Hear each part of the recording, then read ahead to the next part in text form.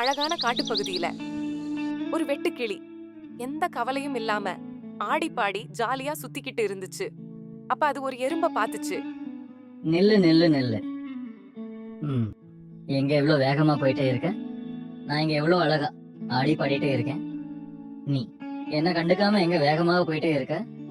வெட்டுக்கிளி நண்பா, மழைக்காலம் வரப்போகுதுல, அதான் உணவு சேகரிக்கிறேன். என்ன அது மழைக்காலமா? ஆஹா ஹா ஹா ஹா ஹா. ஆஹா ஹா ஹா ஹா ஹா. எறும்பு நண்பா, என்னது மழை காலத்துக்கு உணவா? நீ எதுனா பண்ணிக்கோ, நான் ஜாலியா இருக்க போறேன். வரட்டா? எறும்பு சொல்றத கொஞ்சம் கூட கேட்காம வெட்டுக்கிளி ஜாலியா சுத்திக்கிட்டு இருந்துச்சு. லலா லலா லலா லலா லலா லலா லலா லலா. ஆனா சில நாட்கள் கழிச்சு எறும்பு சொன்ன மாதிரி காட்டுக்குள்ள மழை வந்துச்சு.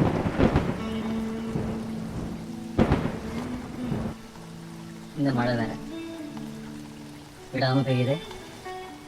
சாப்பிட வேற எதுவும் இல்லை. எங்க போறது? இது எறும்பு நண்பன் வீடாச்சு, உள்ள போகலாமா?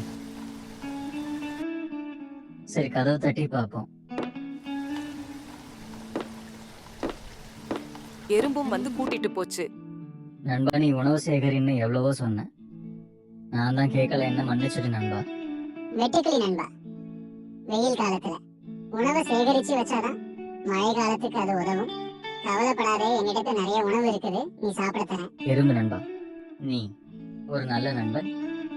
எறும்பை போல சேமித்து சாப்பிடணும்ன்றத புரிஞ்சுக்கிட்டு எறும்பு தந்தத சாப்பிட்டுச்சு வெட்டுக்கிளி.